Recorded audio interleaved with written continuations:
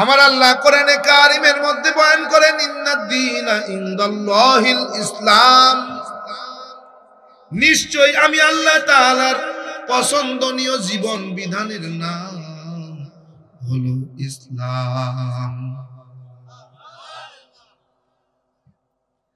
বাবা কয় তুমি কি বলতে চাও? আমি বলি কিছুই না, কিছু বলতে চাই না গো বাবা।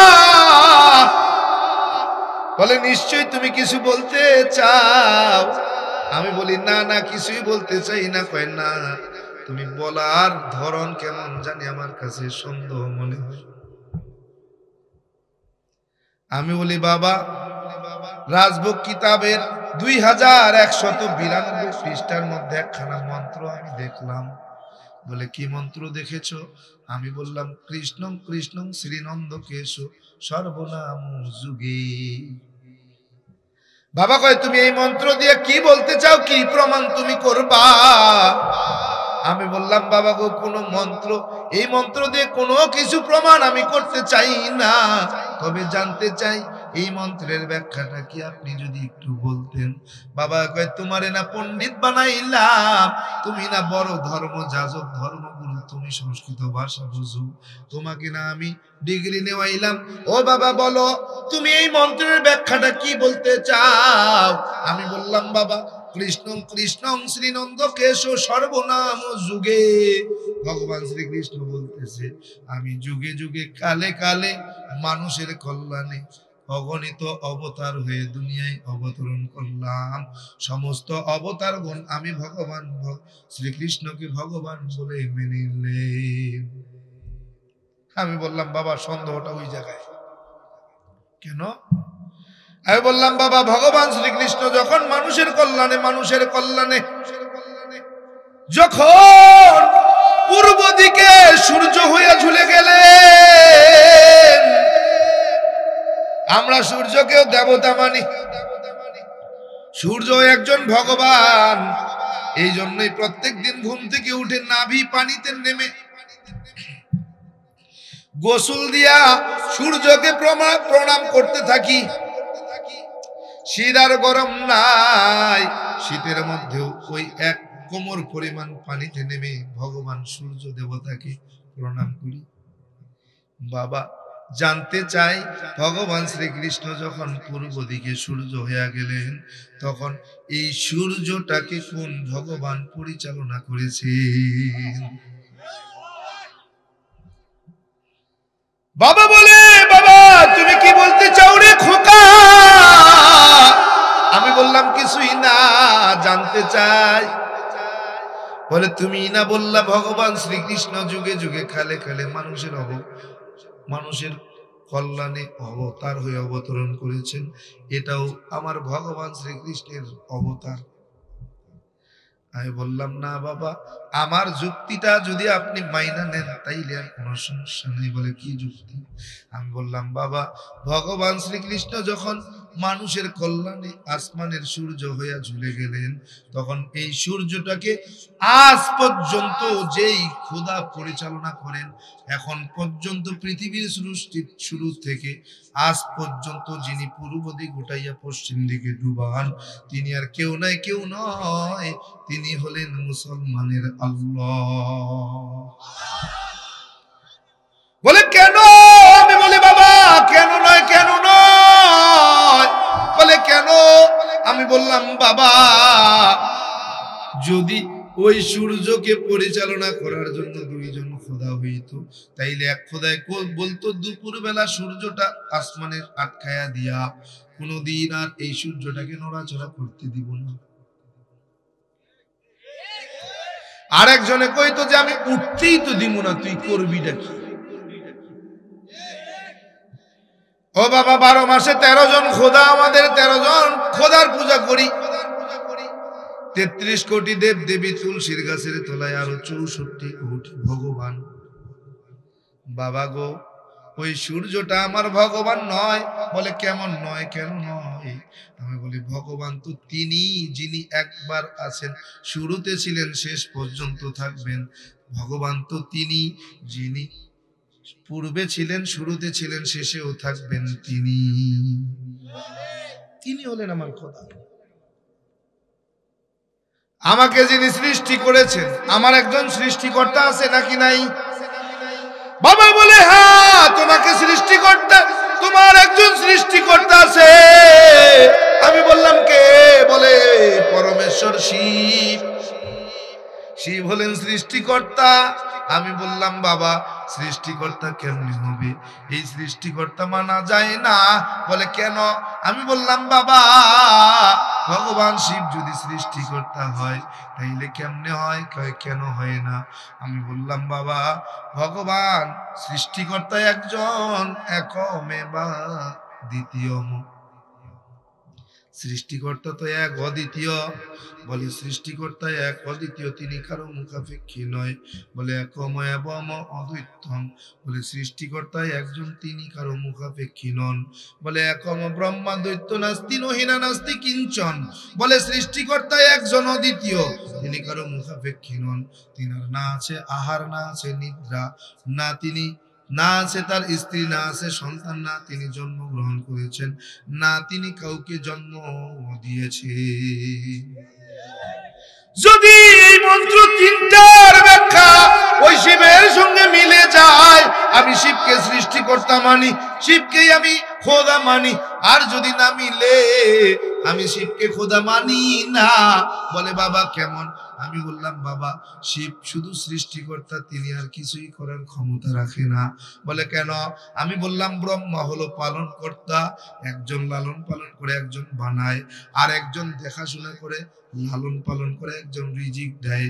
এই ধনের দেবী লক্ষ্মী হলো ধন দান করে, বিদ্যার দেবী সরস্বতী বিদ্যা দান করে, আর দুর্গা তিন আসিনী দুর্গা দুনিয়ার সমস্ত অশুভ শক্তিগুলোকে হত্যা করে।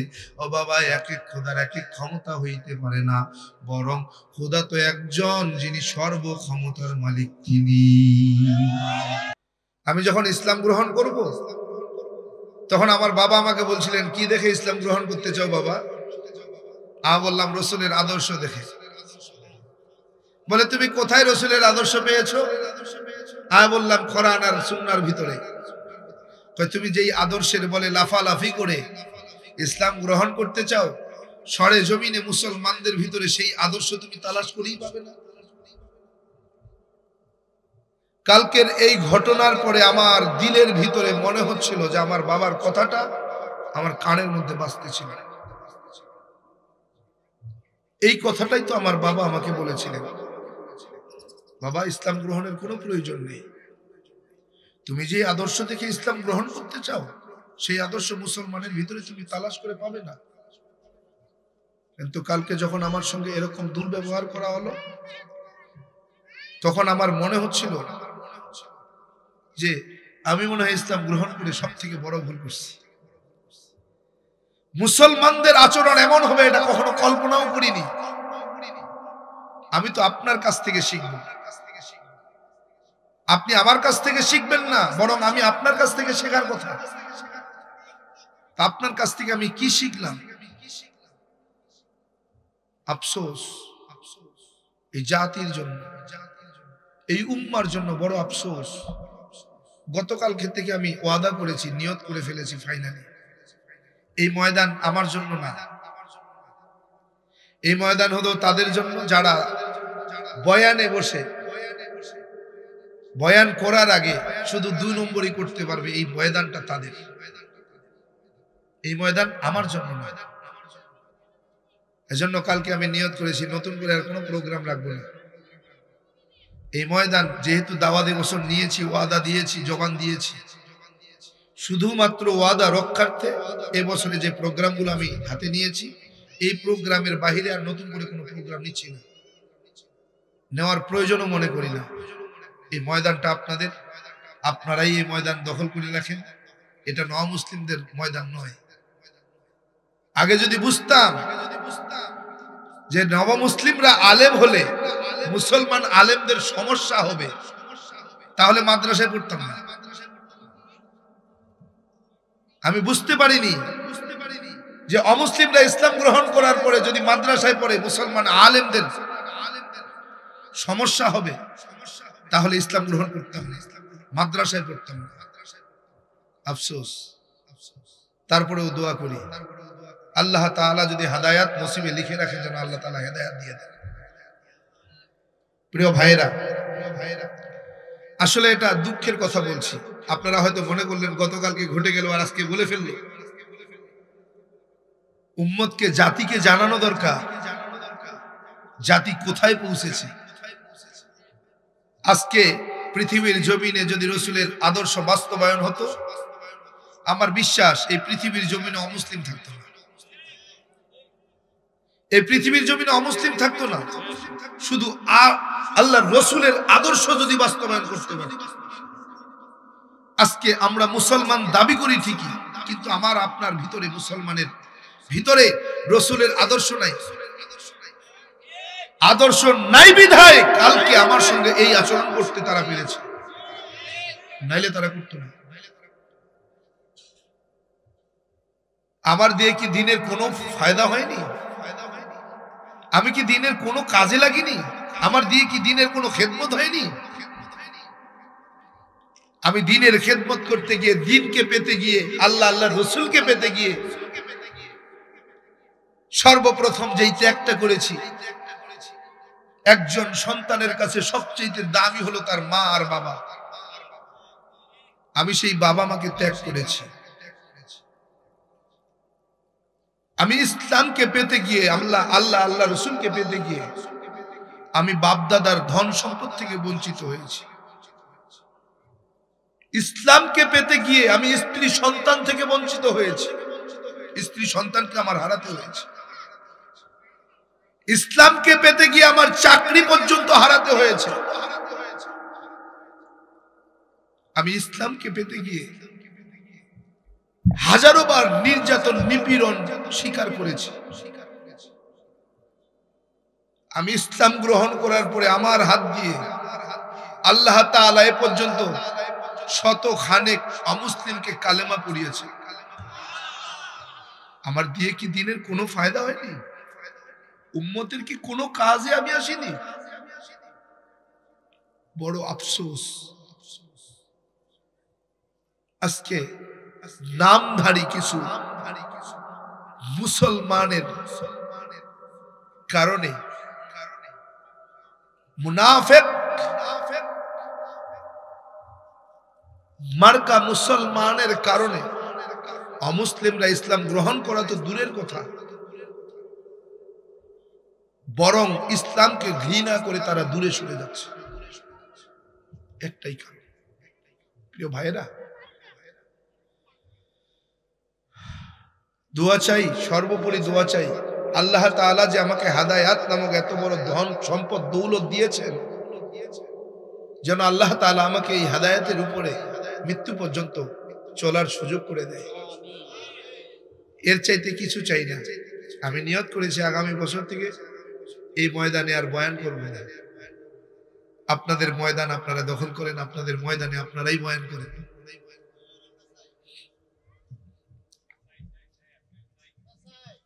প্রিয় ভাইয়েরা আমার, লম্বা চড়া আলোচনা করবো না, যেহেতু আমি আজকে এখানকার সরাসরি দাওয়াতি মেহমান না। আমার আরেক জায়গায় প্রোগ্রাম আছে, সেখান থেকে আমি এখান থেকে ওখানে গিয়ে বয়ান করব। লম্বা চড়া সময় আপনাদের কাছ থেকে নেব না, অল্প কিছু সময় আপনাদের কাছ থেকে নিয়ে কিছু সময় আলোচনা করে ইনশাআল্লাহ তাআলা আপনাদের থেকে দোয়া নিয়ে বিদায় নেব। আল্লাহ তাআলা ওই পর্যন্ত আমাকে সেই কথাগুলো বলার সুযোগ করে দেন, যেই কথাগুলোর দ্বারা সর্বপ্রথম আমি উপকৃত হতে পারি, হেদায়েতের উপরে চলতে পারি এবং উম্মতে মুহাম্মদী এই কথাগুলোর উপরে আমল করে হেদায়েত পেতে পারে, হেদায়েতের উপরে চলতে পারে। সেই কথাগুলো আমার জবান থেকে আল্লাহ তাআলা বের করে দেন, বলেন আমিন।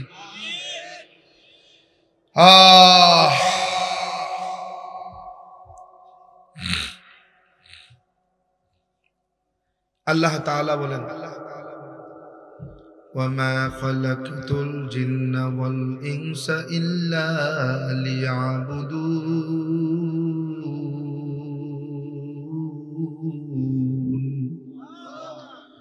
মা খালাকতুল জিন্নি ওয়াল ইনসি বিখাজুজ ইবাদা নিস্তানকুসুদ ওয়াজ্জাহা।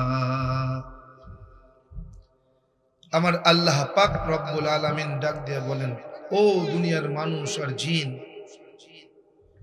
আমি আল্লাহ তাআলা তোমাকে দুনিয়ার জমিনে এমনি এমনি বানাই নাই, পাঠাই নাই। তোমাকে দুনিয়াতে পাঠানোর পিছনে আমার একটা উদ্দেশ্য আছে। বলে কি উদ্দেশ্য? ইল্লা লিয়াবুদুন, আমি তোমাকে দুনিয়াতে পাঠিয়েছি আমার ইবাদতের জন্য, গোলামির জন্য। বলে কেন গোলামি করবে?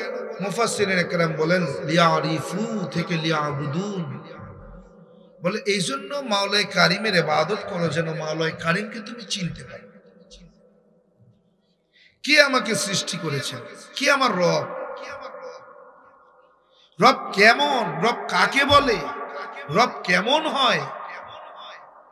রবকে যদি চিনতে হয়, বলে লিয়ারিফু, রবকে যদি চিনতে চাও তো ইল্লা লিয়াবুদুন, রবের ইবাদতে লেগে যাও, রবের গোলামি করো। যদি রবের গোলামি করতে পারো তো রবকে তুমি চিনতে পারবে, রবকে তুমি চিনতে পারবে। কে সেই রব? কবরের প্রথম প্রশ্ন, আমার রব্বুক, তোমার রবের পরিচয় দাও। কে সেই রব?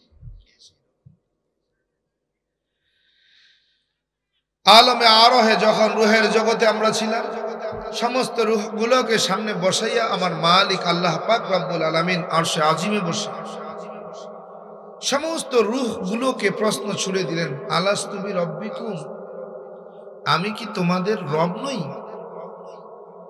রুহের জগতের সমস্ত রুহুরা, নবী রাসূলরা পর্যন্ত চুপ, কোনো সারা শব্দ নাই, কথা নাই। কি জবাব দেবে?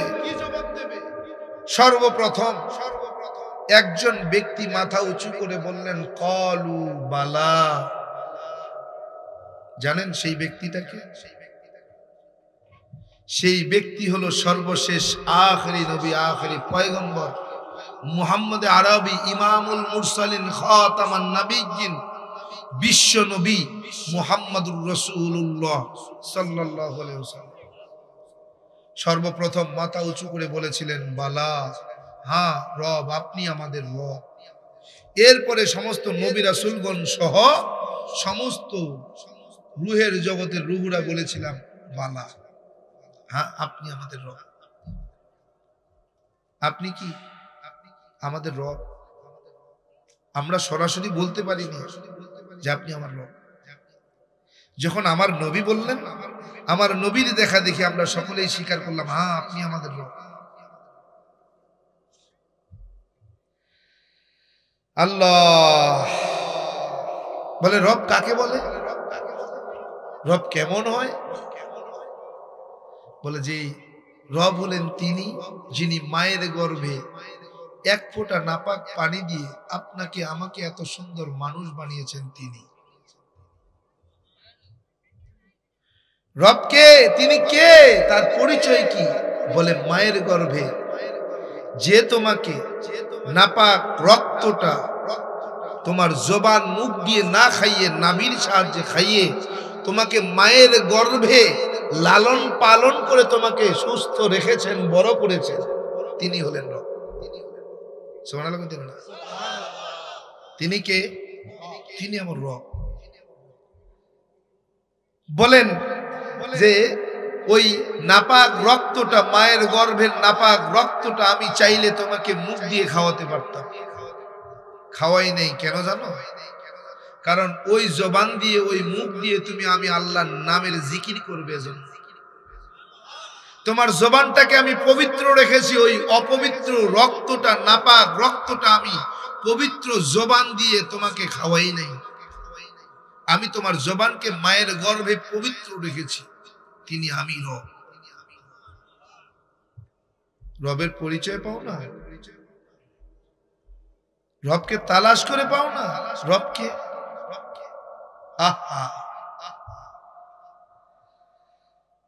কবরে যাওয়ার সঙ্গে সঙ্গে প্রশ্ন করা হবে, মার রব্বুক, তোমার রবের পরিচয় দাও। কে তোমার রব? কে তোমার রব? কে তোমার রব? দুনিয়ার জমিনে বান্দা যদি তুমি রবকে চিনে কবরে না যাও, তুমি কবরের মধ্যে তোমাকে প্রশ্ন করার হলে প্রশ্নের জবাব তোমার জবান থেকে বের হবে না, বরং বের হবে হা হা লা আদরি, আমার রবকে আমি চিনি না, আমি জানি না আমার রবকে। দ্বিতীয়বার প্রশ্ন করা হবে মান দীনুক, তোমার ধর্মের পরিচয় দাও, তোমার দ্বীনের পরিচয় দাও, তোমার জীবন বিধানের পরিচয় দাও। মুসলমান, আল্লাহ বলেন ইন্নাদ দীনা ইনদাল্লাহিল ইসলাম, নিশ্চয়ই আমি আল্লাহ তাআলার পছন্দনীয় জীবন বিধান হলো ইসলাম।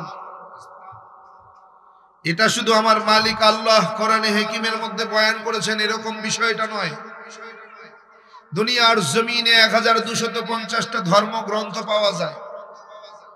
প্রত্যেকটা ধর্মগ্রন্থের মধ্যে একই কথা আছে, ইসলাম ইজ দ্য বেস্ট, ইসলাম হলো শ্রেষ্ঠ ধর্ম, ইসলাম হলো শ্রেষ্ঠ ধর্ম, ইসলামী জীবন বিধান হলো দুনিয়ার জমিনে সবচেয়ে দামি জীবন বিধান।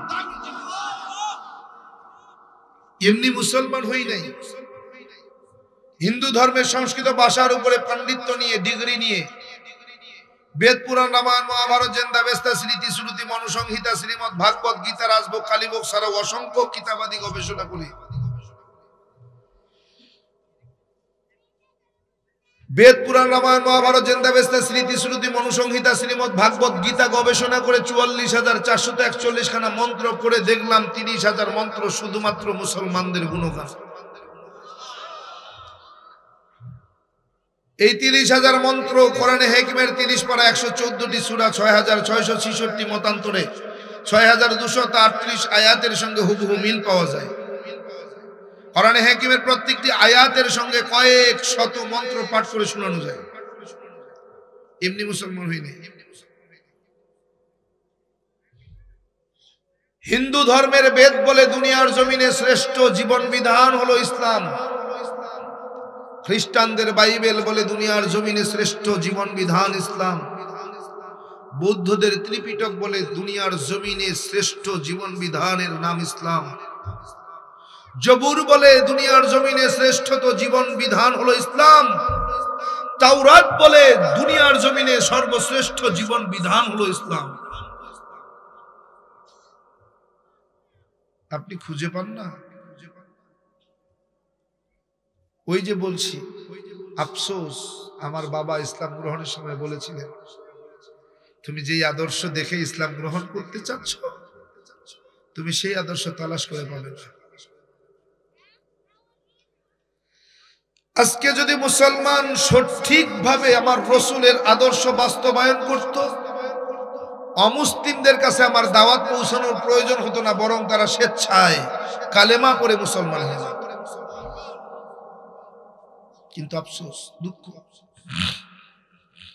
আজকে অমুসলিমরা আমাদেরকে দেখে মুখ ফিরিয়ে নেয়, বলে ও জানি জানি, ও মুসলমান কেমন জানি। এক আলেম আরেক আলেমের পিছনে লেগেছে, এক মুসলমান আরেক মুসলমানের পিছনে লেগেছে, জানি তো মুসলমান কেমন হবে। কি ঠিক কিনা? আফসোস।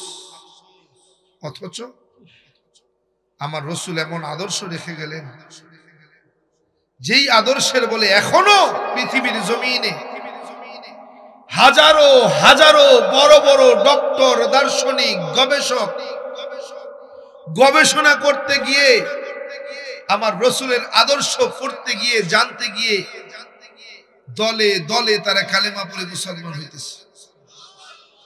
কিন্তু মুসলমানগুলো মুনাফেক হইতেছে। মুসলমানগুলো কি হইতেছে? মুনাফেক। আফসোস। প্রিয় ভাইরা আমার,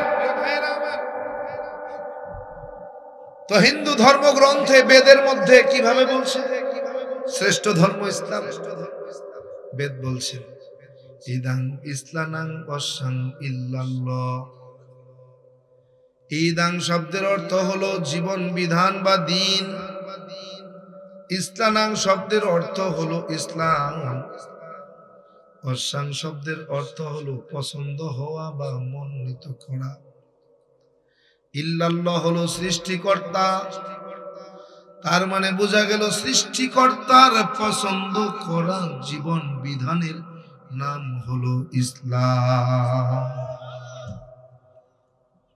এভাবে যদি সব ধর্মগ্রন্থ থেকে প্রত্যেকটা এক একটা চ্যাপ্টার, এক একটা শ্লোক, এক একটা অধ্যায় বলতে থাকি তো রাত শেষ হয়ে যাবে, কিন্তু বলা শেষ হবে না। আমার আল্লাহ কোরআনে কারিমের মধ্যে বয়ান করেন, ইন্নাদ-দীনা ইনদাল্লাহিল ইসলাম, নিশ্চয় আমি আল্লাহ তাআলার পছন্দনীয় জীবন বিধানের নাম হলো ইসলাম।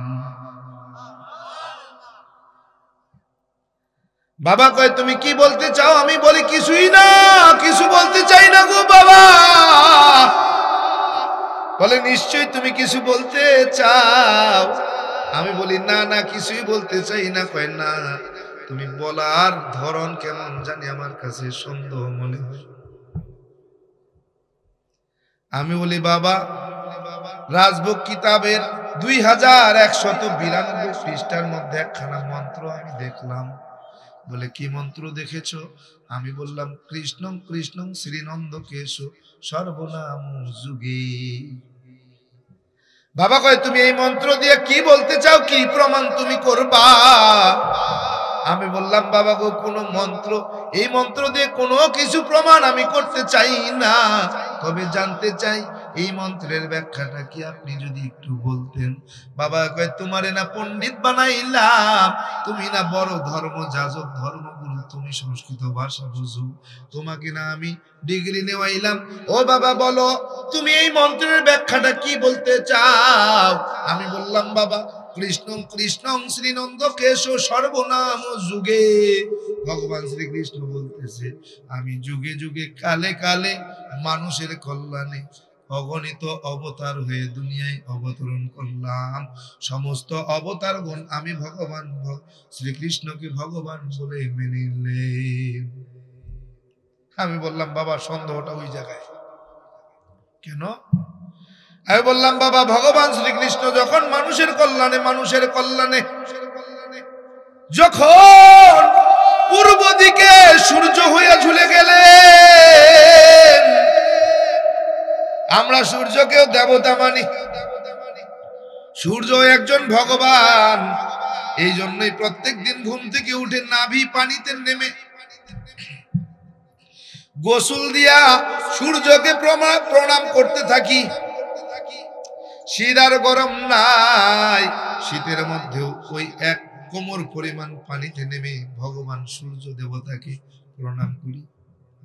বাবা জানতে চাই ভগবান শ্রীকৃষ্ণ যখন পূর্ব দিকে সূর্য হয়ে গেলেন, তখন এই সূর্যটাকে কোন ভগবান পরিচালনা করেছেন?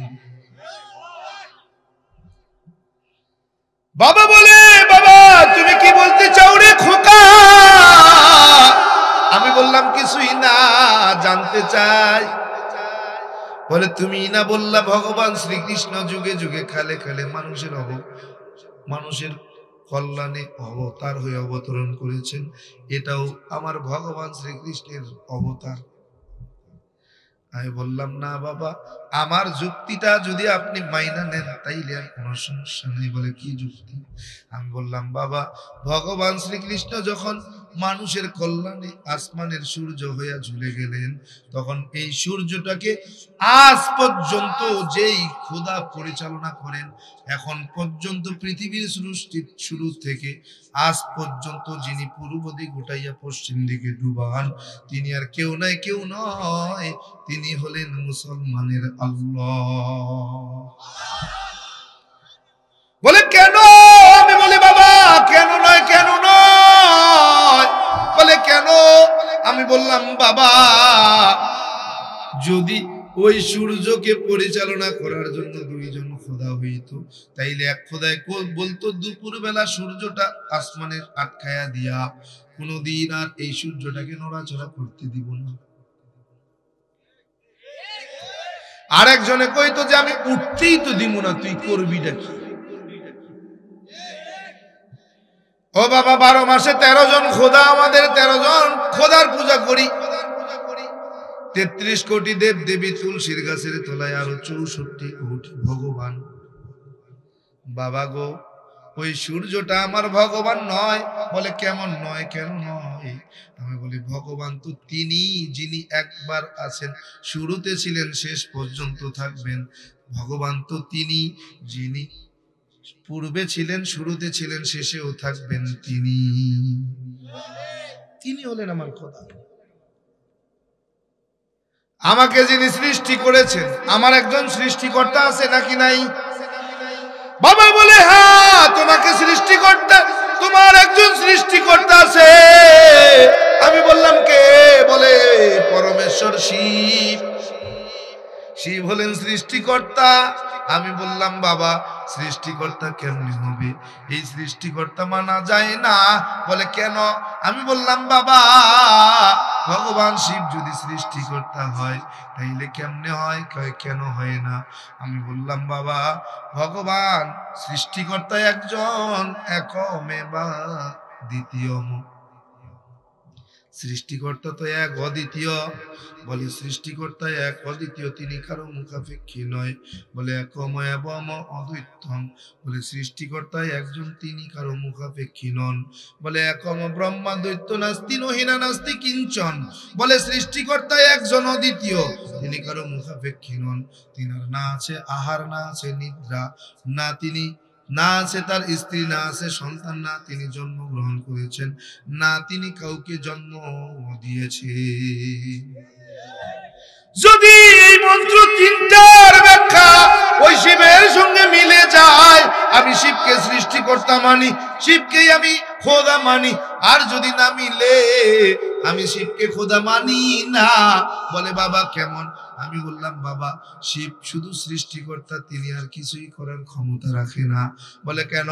আমি বললাম ব্রহ্মা হলো পালন কর্তা, একজন লালন পালন করে, একজন বানায়, আর একজন দেখাশোনা করে, লালন পালন করে, একজন রিজিক দেয়।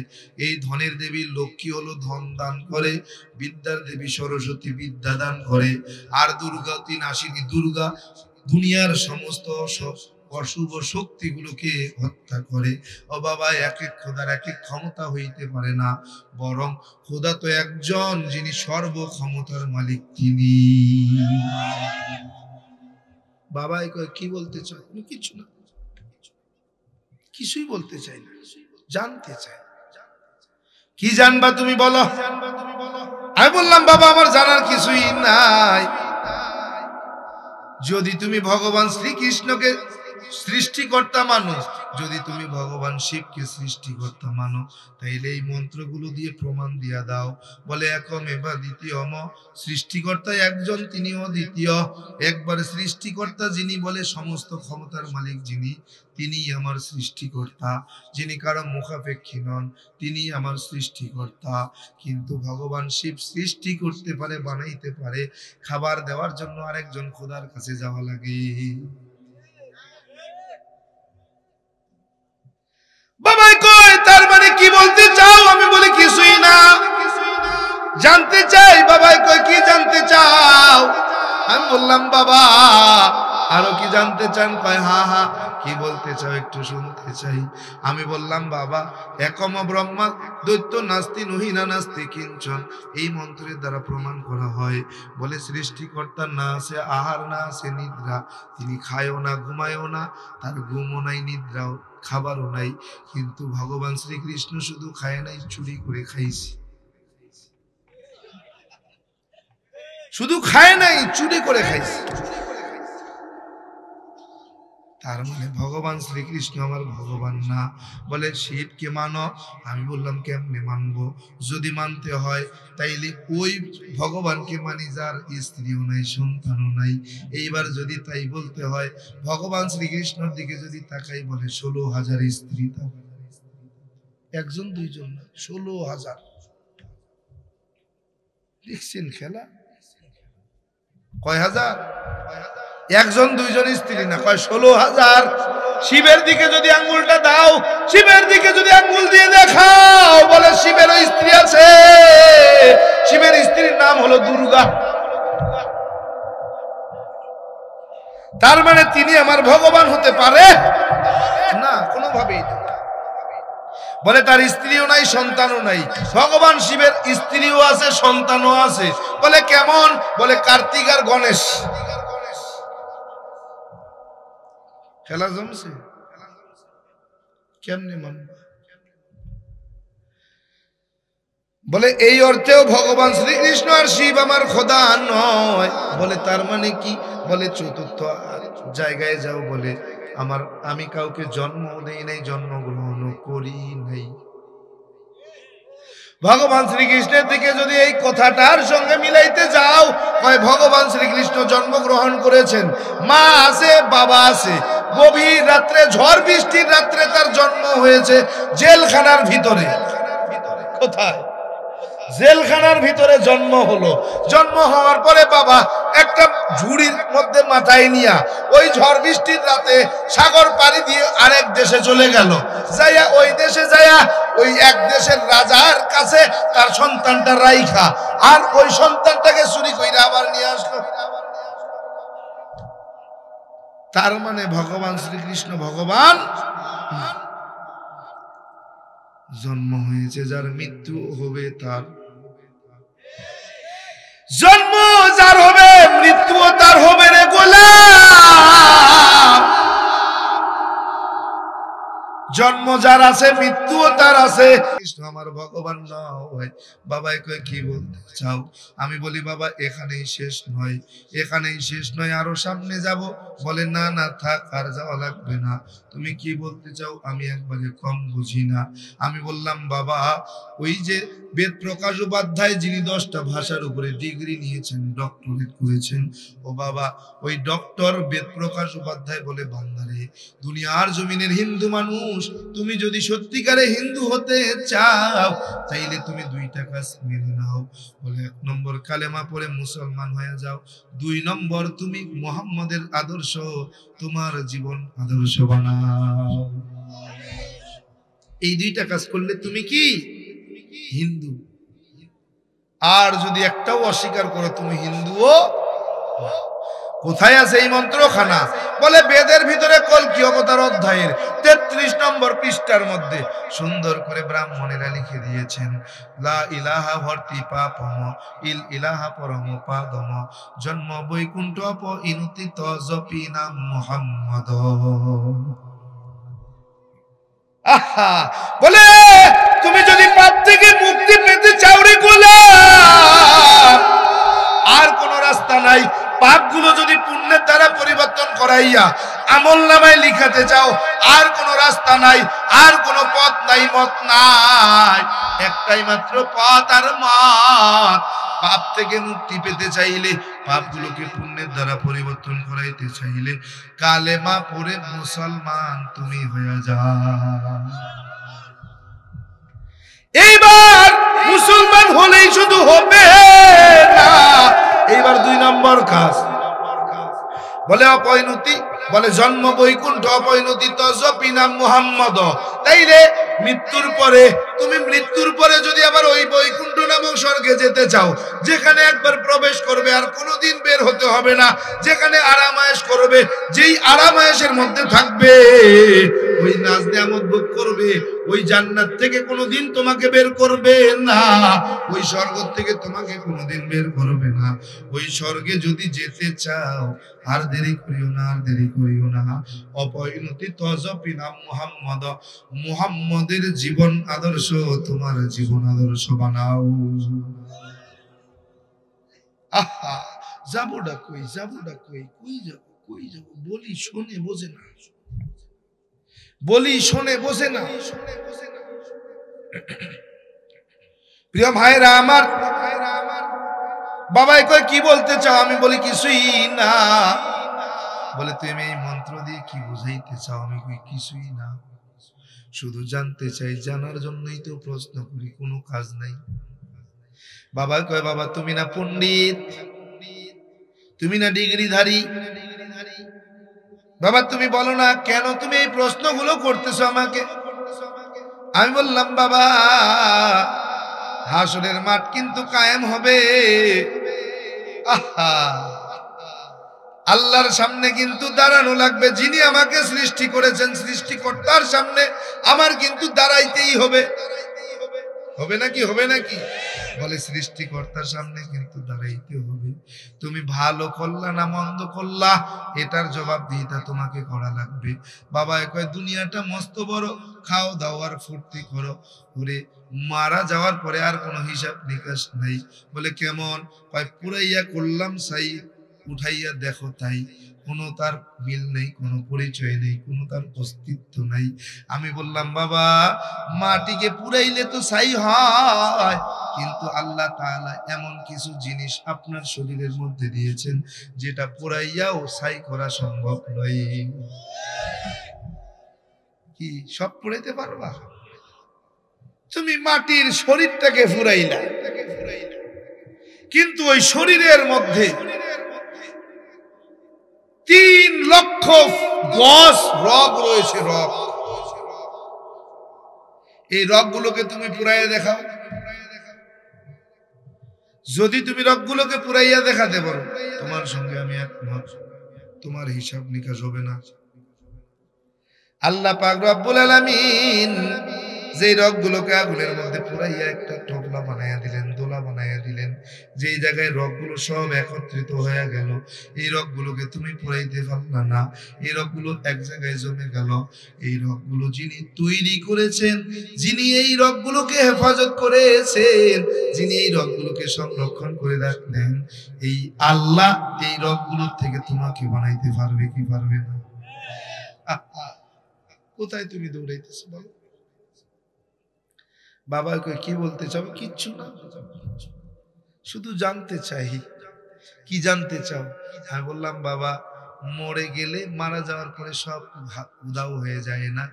আমাদের ধর্মে মানুষ পুরানোর পরেও একটা দোলা হয়, বলে এই দোলাটা একটা পাতিলের মধ্যে নিয়ে সাগরের মধ্যে নদীর স্রোতে ভাসাইয়া দেয়। তার মানে কি? চলে গেল স্বর্গে। এজন্যই তো মানুষকে পুরার পরে ওই রগগুলোকে মাটিতে পুঁতে এইবার মন্দির বানাইয়া লেখে স্বর্গীয় অমুক অমুক চক্রবর্তী, মানে বুঝাইলো কি স্বর্গে চলে গেছে, স্বর্গের সার্টিফিকেট পেয়ে গেছে। অথচ আমার আল্লাহ ইন্নাল্লাযীনা কাফারু মিন আহলিল কিতাবি ওয়াল মুশরিকিন ফি নারি জাহান্নাম খালিদিনা ফিহা। আল্লাহ বলেন নিশ্চয়ই যারা কাফের আর মুশরিক, আহলে কিতাবের অনুসারী, তারা জাহান্নামে প্রবেশ করবে, কোনদিন বের হতে পারবে না, অনন্তকাল ধরে জাহান্নামের শাস্তি ভোগ করতে থাকবে। মুশরিক কারা আর কাফের কারা আমার রাসূল ভাগাভাগ করে দিয়েছে। বাইনার রাসূলি ওয়া বাইনাল কুফরি ওয়া শিরকি তারকুস সালাহ আও কামা ক্বালান নবী আলাইহিস সালাতু ওয়াস সালাম। আমার রাসূল ডাক দিয়া বলেন মুসলমান কাফের আর মুশরিকের মধ্যে ব্যবধান হলো নামাজ। মুসলমান নামাজ পড়ে, কাফের আর মুশরিক নামাজ পড়ে না। এইবার মুসলমান একটু তাকায় দেখো, তুমি মুসলমান আছো না কাফের না মুশরিক হয়ে গেছো। তুমি নিজের দিকে তাকাইলেই তোমার পরিচয়টা তুমি পাইয়া যাবা। কথা কন না? নামাজ নাই, রোজা নাই, নাম রাখছে মুসলমান, কি ঠিক না? ওই একটা প্রবাদ ছিল, ঢাল নাই তরবারি নাই নিধিরাম সর্দার। ঢাল তরবারি ছাড়া সর্দার পরিচয় দেওয়া যায়? যে ঢাল তরবারি চালাইতেই জানে না সে আবার কিসের সর্দার? আপনাকে ব্রাহ্মণবাড়িয়ায় মাঝে মাঝে হয়নি শুনি, মাঝে মাঝে ওই যে ঢাল সুরকি নিয়া কাইজে কাইজে হয়, সর্দারের হাতে কি থাকেনি? না সর্দার খালি হাতে যায়? আচ্ছা সর্দারে যদি আঘাত করে তো বাঁচাবে কি? সর্দারগিরি করতে গেলে তো নিজেও ঢাল তরবারি চালানোর যোগ্যতা থাকার দরকার আছে। কথা কয় না কেন? ঢাল তরবারি চালাইতে না জানলে কি এর সর্দার তুমি মিয়া? তো তুমি সর্দারগিরি করতে যাবা ঢাল তরবারি ছাড়া, ওই যে ঢাল নাই তরবারি নাই নিধিরাম সর্দার। আহা তুমি মুসলমান, তোমার তো নামাজ নাই রোজা নাই, কিসের মুসলমান? কথা কন না কেন? একটা সপ্তাহ যায় নামাজ নাই, জুমা আসে নামাজ নাই, ঈদ আসে নামাজ নাই, মানুষ মারা যায় জানাজা নাই। কয় হুজুর নামাজ পড়ি না, রোজা রাখি না, জুমা পড়ি না, ঈদের নামাজ পড়ি না, মানুষ মারা গেলে জানাজা যায় না, কিন্তু খাবার বেলায় গরুর গোশত কম খাই না। কি গরু খাওয়া মুসলমান? কথা কন না কে? কি খাওয়া মুসলমান? গরু খাওয়া মুসলমান। এরকম মুসলমান হয়ে দুনিয়াতে বেঁচে থাকার থেকে মরে যাওয়া ভালো। কথা কন না কেন? গুনাহ কম হবে, গুনাহ কম হবে। বাবা কি বলতে চাও? কিচ্ছু না, শুধু জানতে চাই। কি জানতে চাও? কাল হাসরের মাঠ কায়েম হবে, হাসরের ময়দানে দাঁড়ানো লাগবে। এখন এক পণ্ডিত আবার কইতেছে, কয় শোনো, দুনিয়াতে তো শান্তি নাই, অশান্তি শুরু হয়ে গেছে দুনিয়ায়। এই দুনিয়ায় আর শান্তি আসবে না, স্বর্গে যাইও শান্তিতে থাকতে পারবে না। নাউজুবিল্লাহ কইতেন না? স্বর্গে যাইও কি শান্তিতে থাকতে পারবে না? কেন? ওই তুমি স্বর্গে যাবা, 18 বছরের যুবক হয়ে যাবা। স্বর্গে যাবার পরে তুমি যে পরিমাণ তোমার পেটে খিদা থাকবে, স্বর্গের দেবতারা তোমাকে সেই পরিমাণ খেতে দেবে। কি স্বর্গ বোঝেন তো? এটা সংস্কৃত ভাষা। মুসলমান বলে জান্নাত, হিন্দুরা বলে স্বর্গ। দুটার ব্যাখ্যা একই। জান্নাত আর স্বর্গের মধ্যে কোনো পার্থক্য নাই। ওরা বলে স্বর্গ আর মুসলমান বলে জান্নাত। বলে কি স্বর্গের মধ্যেও কি নাই? শান্তি নাই। বলে কেমন? বলে তুমি স্বর্গে গেলা, তোমার যে পরিমাণ খিদা লাগবে তোমাকে স্বর্গের দেবতারা সে পরিমাণ খেতে দেবে। স্বর্গের মধ্যে তুমি পানি পিপাসা লাগবে, কিন্তু পানি তালাশ করে তুমি খাইতে পারবে না, পানি পাবে না। স্বর্গের মধ্যে গাছে ফল ধরা দেখবে, শুধু ফল আর ফল, পাতাই নাই, কিন্তু তুমি ছিঁড়ে খাইতে পারবে না। বলে 40 বছর পর্যন্ত তুমি এভাবেই অশান্তি ভোগ করবে। 40 বছর বয়স হয়ে গেলে তুমি রোগাক্রান্ত হয়ে যাবে, অসুস্থ হয়ে পড়ে যাবে। স্বর্গের মধ্যে যাই অসুস্থ হবে। এই অসুস্থ অবস্থায় তুমি 10,000 বছর স্বর্গে বসবাস করবে, এরপরে তুমি মারা যাবে। স্বর্গের মধ্যেও মারা যাবে তো। এইবার তোমাকে বের করে দেওয়া হবে। তোমাকে স্বর্গ থেকে বের করে দেওয়ার সঙ্গে সঙ্গেই তুমি আবার মানব জন্ম ফিরে পাবে না। এই মানব জন্ম পাওয়ার জন্য তোমাকে 84 লক্ষ বছর অপেক্ষা করা লাগবে। কত বছর? 84 লক্ষ বছর। 82,000 বার তোমার জন্মের পরিবর্তন ঘটবে। কি করবে?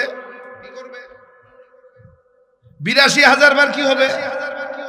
বলে জন্মের পরিবর্তন ঘটবে। কখনো তুমি ঘাস, কখনো গাছ, কখনো কুকুর, কখনো শ্রীগাল, কখনো বা গরু, কখনো বা ছাগল, কখনো কুকুর, কখনো শূকর, কখনো হবে তুমি মহিলাদের মাথার উকুন, কখনো হবে নদীর মাছ। দেখছেন নি? এইভাবে জন্মের পরিবর্তন ঘটবে। যদি তুমি ঘাস হয়ে যাও, তোমাকে গরুতে ছাগলে খেয়ে ফেলবে। পরবর্তী পরজন্মে তুমি গরু ছাগলের সন্তান হয়ে দুনিয়াতে আসবে। কি সুন্দর যুক্তি, দলিল। এই কয়েকদিন আগে এই ভিডিওটা সোশ্যাল মিডিয়ায় ঘুরে বেড়াচ্ছে। ভিডিওটা আমার কাছেও আছে, আমি নামায় রাখছি প্রমাণ স্বরূপ।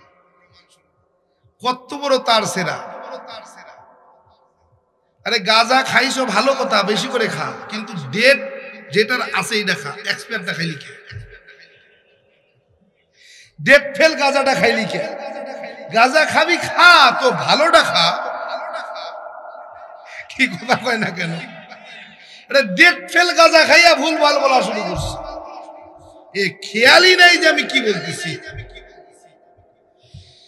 আহা,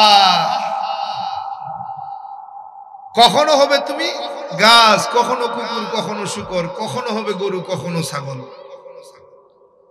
কখনো হবে মাথার উকুন, কখনো হবে তুমি নদীর মাছ। ভাগ্যক্রমে যদি মায়েদের মাথার উকুন হয়ে যাও, এক মহিলা আর এক মহিলার পিছনে বসবে, মাথা কাটবে, তোমাকে ফুটবে, বের করবেন, 2 আঙ্গুলের নখের ডগায় ফেলে টিপে টিপে তোমাকে মারবে।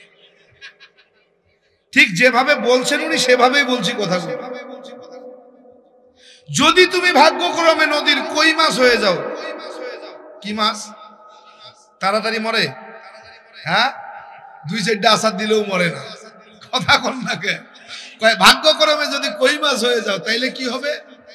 তুমি জীবিত থাকা অবস্থায় তোমার শরীর থেকে চামড়া উঠাবে। মহিলাদের বটির থেকে হাতারও চেষ্টা করেও তুমি বাঁচতে পারবে না, তোমাকে জবাই করে খেয়ে ফেলবে। এই নাকি তাদের জন্মান্তরবাদের তথ্য, জন্মের পরিবর্তনের তথ্য। এজন্যই তো মুসলমান কখনো মারা যায় না, ইন্তেকাল করে। মুসলমান কখনো মারা যায় না, ইন্তেকাল করে। মারা যাওয়া শব্দের অর্থ হলো সর্বস্ব হারিয়ে যাওয়া, আর কিচ্ছু নাই, শেষ হয়ে যাওয়া। তার আর কোনো হিসাব নিকাশ বলতে কিচ্ছু নাই, শেষ। কিন্তু ইন্তেকাল শব্দের অর্থ হলো জায়গার পরিবর্তন, স্থানের পরিবর্তন ঘটানো। তুমি আলমে আরোহে ছিলে, মায়ের গর্ভে আসছো, মায়ের গর্ভের থেকে দুনিয়ায় আসছো, দুনিয়ার থেকে কবরে যাবে, কবর থেকে হাসরে উঠবে, হাসর থেকে তুমি জান্নাত অথবা জাহান্নামে যাবে। চিরস্থায়ী এই জান্নাত অথবা জাহান্নামে গেলে আর তোমার মৃত্যু হবে না, তুমি অনন্তকাল ওখানে বসবাস করবে। তুমি যদি জাহান্নামী হয়ে যাও তাইলে অনন্তকাল খালিদিনা ফিহা, তুমি অনন্তকাল জাহান্নামের শাস্তি ভোগ করবে। তুমি জান্নাতি যদি হও, খালিদিনা ফিহা আবাদা, তুমি জান্নাতের নাজ নেয়ামত অনন্তকাল ভোগ করবে, কোনোদিন বের হতে হবে না। কি ঠিক কিনা? কিন্তু তার সেরাই কয় কি? কয় স্বর্গের মধ্যেও কি নাই? শান্তি নাই। তো যেই স্বর্গে শান্তি নেই, স্বর্গে যাবই না। কথা কন না কে? ওই স্বর্গে যাওয়ার কোনো যুক্তি আছে? এজন্য সতর্কতার সহিত আমি তাকে বলতে চাই, পণ্ডিত মশাই, কথাগুলো বলার সময় একটু খেয়াল করে বলা দরকার, সতর্কতার সহিত বলা দরকার। কারণ আমি আপনার ধর্মকে সম্মান করি। আমার আল্লাহ বলেন লা ইকরাহা ফিদ্দীন, ধর্ম নিয়ে কোনো বাড়াবাড়ি নাই। এজন্য আপনার ধর্মকে আমি সম্মান করি। আপনার ধর্ম আপনার কাছে অনেক দামি, যেমন আমার কাছে আমার ধর্ম দামি। ঠিক কি না? এরকম ডেট ফেল গাঁজা খায়া ভুলভাল বললে এমন একটা সময় আসবে যে তোমাকে মানার মতো একজন হিন্দুও দুনিয়াতে অবশিষ্ট থাকবে না। এজন্য আমি চাই না তোমার ধর্মের হিন্দুগুলো সব মুসলমান হয়ে যাক, না, চাই না। আফসোস, এই ভুলভাল কথাগুলো এক সময় বলছো, তখন হিন্দুরা ছিল মূর্খ। তুমি যা বলছো তাই শুনছো। এখনকার হিন্দু আর মূর্খ নাই, প্রত্যেকটা হিন্দু যথেষ্ট শিক্ষিত, যথেষ্ট শিক্ষিত। প্রত্যেকটা কথার জবাব দেওয়ার মতো ক্ষমতা প্রত্যেকটা হিন্দুর এখন আছে। এজন্য সতর্ক করে বলছি, ভুল ভাল বলার থেকে বিরত থাকুন। ভুল ভাল বলে আমার হিন্দু ভাইদেরকে, দাদাদেরকে তুমি বাধ্য করো না তোমাকে ছেড়ে দিয়ে ইসলাম গ্রহণ করতে। কি ঠিক কি না প্রিয় ভাইয়েরা? আল্লাহ তাআলা বলেন, ওয়ামা খালাকাতুল জিন্না ওয়াল ইনসা ইল্লা লিয়াবুদুন।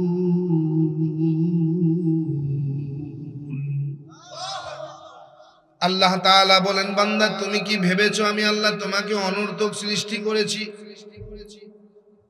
অন্য আয়াতের মধ্যে আমার মালিক বলেন, আফাহাসিবতুম আন্নামা খালাকনাকুম আবাসা, আফাহাসিবতুম আন্নামা খালাকনাকুম আবাসা ওয়া আন্নাকুম ইলাইনা ও আন্নাকুম ইলাইনা লা তুরজাউন।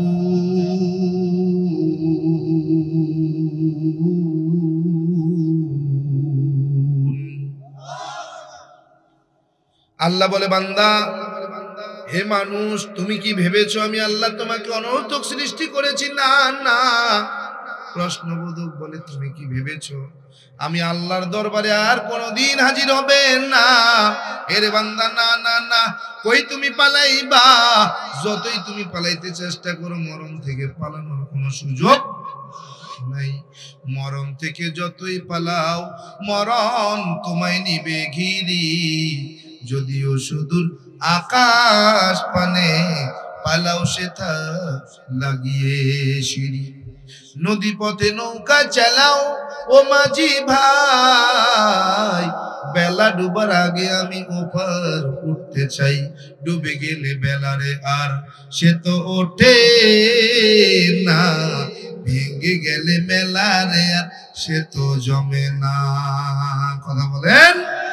আল্লাহ বলে বান্দা, তুমি কি ভেবেছো আমি আল্লাহ তাআলা তোমাকে অনর্থক বানাইছি? না না, তোমাকে আমি আল্লাহ অনর্থক বানাই নাই। 2 দিন আগে আর 1 দিন পরে হোক আমি আল্লাহর দরবারে তোমার হাজির হওয়া লাগবে। পালায় তুমি বাঁচতে পারবা না রে গোলাম। তবে হ্যাঁ হ্যাঁ, নির্দিষ্ট একটা সময় আমি আল্লাহ তোমাকে দিয়ে দিয়েছি। আল্লাযী খলাকাল মাউতা ওয়াল হায়াতা, বলে আমি আল্লাহ তোমার সর্বপ্রথম মৃত্যু বানিয়েছি, এরপরে তোমার হায়াত আমি দিয়েছি। এ বান্দা, মৃত্যু এবং জীবনের মধ্যবর্তী একটা সময় আমি আল্লাহ তোমাকে দিলাম। বলে এই সময়টা তুমি কি করবা, কোন কাজে ব্যয় করবা? এরে বান্দা, তোমার কাছে সময়ের কোনো মূল্য নাই। এরে বান্দা, একটা সেকেন্ড কত বড় দামি তুমি জানো না? একটা সেকেন্ডের কত দাম তুমি বান্দা বুঝো না? এরে বান্দা, তোমাকে মৃত্যুর আগে হায়াতের পরে মৃত্যু আর জীবনের মধ্যবর্তী সময়টা কেন দিলাম জানো?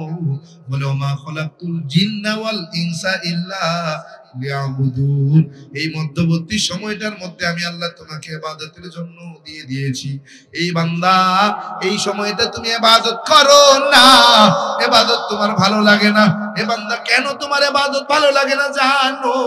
আমার রাসূল ডাক দিয়া বলেন, ইন্না ফিল জাসাদি মুদগা ইযা সালুহাত সালুহাল জাসাদু কুল্লু ওয়া ইযা ফাসাদাত ফাসাদাল জাসাদু কুল্লু আলা ওয়াহিয়াল কলব। বলে কেন তোমাকে ইবাদত বندگی মজা লাগে না? কেন তোমার নামাজ ভালো লাগে না? কেন তোমার রোজা ভালো লাগে না? কেন তোমার পর্দা ভালো লাগে না? কেন তোমার যাকাত ফরজ হয়ে গেলে যাকাত দিতে মনে চায় না? এ বান্দা, কেন তোমার হজ ফরজ হয়ে গেলে হজ করতে মনে চায় না? কেন তোমার সুদ ঘুষ ভালো লাগে? কেন জেনা ব্যভিচার ভালো লাগে? এরে যুবক, কেন তোমার ইফতিজিং ভালো লাগে? এই বান্দা, কেন তোমার মিথ্যা কথা ভালো লাগে? কেন তোমার মানুষের হক, এতিমের হক মারতে ভালো লাগে? এ বান্দা, আমার রাসূল বলে তোমার 3.5 হাত বডির ভিতরে একটা গোশতের টুকরা আছে, গোশতের টুকরা। বলে এই গোশতের টুকরাটার নাম হলো কলব। কলব বলে এই কলবটা যার ভালো তার 3.5 হাতের বডিটাই ভালো, কলবটা যার খারাপ তার 3.5 হাতের বডিটাই হলো খারাপ। এই অসুস্থ কলব নিয়ে তোমার কিছুই ভালো লাগে না। অসুস্থ কলবে তোমার ভালো নামাজ ভালো লাগে না। অসুস্থ কলবে তোমার রোজা ভালো লাগে না। অসুস্থ কলবে তোমার পর্দা ভালো লাগে না। অসুস্থ কলবে তোমার যাকাত ভালো লাগে না। অসুস্থ কলবে জেনা ব্যভিচার ভালো লাগে, নামাজ না পড়তে ভালো লাগে, রোজা না রাখতে ভালো লাগে, পর্দায় চলতে মজা লাগে, সুদ ঘুষ খাইতে মজা লাগে। এ বান্দা, যদি তোমার নামাজ ভালো লাগে, রে রোজা ভালো লাগে, পর্দা ভালো লাগে, নেক আমল করতে মজা লাগে, বান্দা মনে করবা তোমার গোশতের টুকরাটা সুস্থ আছে, সুস্থ। তোমার কলব ভালো, তোমার 3.5 হাতের বডিটাই ভালো। আর যদি তোমাকে নামাজ ভালো লাগে না, নেক ইবাদত বندگی নেক আমল করতে মজা লাগে না, তাইলে মনে করবা তোমার কলবটা নষ্ট হয়ে গেছে, অসুস্থ হয়ে গেছে। এই অসুস্থ কলব হওয়ার কারণে তোমার 3.5 হাতের বডিটাই অসুস্থ হয়ে গেছে। এজন্য এই অসুস্থ কলবটাকে যদি সুস্থ বানাইতে চাও, ও বান্দা বেশি বেশি বেশি বেশি করে মাওলায়ে কারীমের জিকিরে লেগে যাও। এ বান্দা যত বেশি জিকির করবা তত বেশি তোমার কলবটা পরিষ্কার হবে। কেমন কেমন এ বান্দা, আমার রাসূল ডাক দিয়ে বলেন, এ বান্দা দুনিয়ার জমিনে কাপড় পরছো, এই কাপড়টা পরতে পরতে ময়লা হয়ে যায়। এই ময়লা কাপড়টা আবার যদি পরিষ্কার বানাইতে চাও, সাবান সোডা দিয়া কাপড়টা ধোলাই করা লাগে। এ বান্দা তুমি আজকে একটা গুনাহ করছো, দুইটা গুনাহ করছো, একটা গুনাহ করো অন্তরের কালোর মধ্যে, কলবটার মধ্যে একটা কালো দাগ পড়ে যায়, আরেকটা গুনাহ করো আরেকটা কালো দাগ পড়ে। এইভাবে গুনাহ করতে করতে তোমার অন্তরটা কালো হয়ে গেছে, ময়লা হয়ে গেছে, নষ্ট হয়ে গেছে। এই কলবটা যদি ধুইতে হয়, এই কলব যদি পরিষ্কার করতে হয়, বলে এই কলব পরিষ্কার করার জন্য সাবান সোডার ব্যবহার হয় না, সাবান সোডা দিয়ে এই কলবটা পরিষ্কার করা যায় না। বলে তাইলে কিভাবে পরিষ্কার হয়? বলে এই নষ্ট কলবটাকে, ময়লা কলবটাকে যদি তুমি পবিত্র বানাতে চাও, তাইলে আর দেরি করিও না, দেরি করিও না, দেরি করিও না, আল্লাহ পাকের জিকিরে তুমি লেগে যাও। বেশি বেশি করে জিকির করো। জিকিরের দ্বারাই তোমার এই অসুস্থ কলবটা সুস্থ হবে। কি করা যাবে না ইনশাআল্লাহ? প্রিয় ভাইরা আমার, এজন্যই তো আমার আল্লাহ বলে, বান্দা আমি তোমাকে এমনি বানাই নাই, তোমাকে বানানোর পিছনে আমার একটা উদ্দেশ্য আছে। উদ্দেশ্য বলে কি উদ্দেশ্য? বলে আমার ইবাদতের জন্য আমি আল্লাহ তোমারে বানাইলাম। বলে কেন ইবাদত করব? আল্লাহ তাআলা বলে, বান্দা তোমার মতো দামি করে আমি আল্লাহ কাউরে বানাই নাই। দুনিয়ার সব মাখলুক, এই গোটা দুনিয়া, গোটা পৃথিবী আমি 6 দিন, মাত্র 6 দিনে কুন ফায়াকুন দ্বারা বানাইছি, সাজাইছি। কুন ফায়াকুন দিয়া 6 দিনে আমি এত সুন্দর পৃথিবীটা সাজাইলাম। রে বান্দা, আমি এই দুনিয়ার সমস্ত মাখলুক গুলো 18,000-এর কম বা বেশি মাখলুক আমি আল্লাহ তাআলা কুন ফায়াকুন দিয়া বানাইলাম। বান্দা সমস্ত মাখলুক গুলো কুন ফায়াকুন দিয়ে বানাইলাম, কিন্তু বান্দা টাকা দেখো, বনি আদম রে আমি কুন ফায়াকুন দিয়ে বানাই নাই। বনি আদম রে বানাইছি আমি কুন ফায়াকুন দিয়ে বানাই নাই, বরং নিজের কুদরতি হাত দিয়া আমি বনি আদম বানাইলাম। টাকা দেখো রে বান্দা, আমি আল্লাহ বনি আদম বানাইছি, কুন ফায়াকুন দিয়া বানাই নাই। বনি আদমকে কুন আর ফায়াকুন দিয়া আমি আল্লাহ বানাই নাই, নিজের কুদরতি হাত দিয়া আমি আল্লাহ বনি আদমকে এত সুন্দর করে বানাইছি। কেন জানো? কেন? বলে দুনিয়ার জমিনে সব মাখলুক বানাইছি আমি বনি আদমের জন্য, আর বনি আদমকে শুধু বানাইছি আমি আল্লাহর জন্য। কার জন্য? কার জন্য? বলে সূর্য বানাইছি এত বড় সূর্য। বলে কত বড়? দুনিয়ার চাইতে 13 লক্ষ গুণ বড়। এত বড় সূর্যটা আমি হাত দিয়া বানাই নাই, কুন ফায়াকুন দিয়া এত বড় সূর্য বানাইলাম। বলে ওই চন্দ্রটা, চাঁদটা দেখা যায় রাত্রে বেলা, বলে সূর্যের চাইতেও লক্ষ লক্ষ গুণ বড়।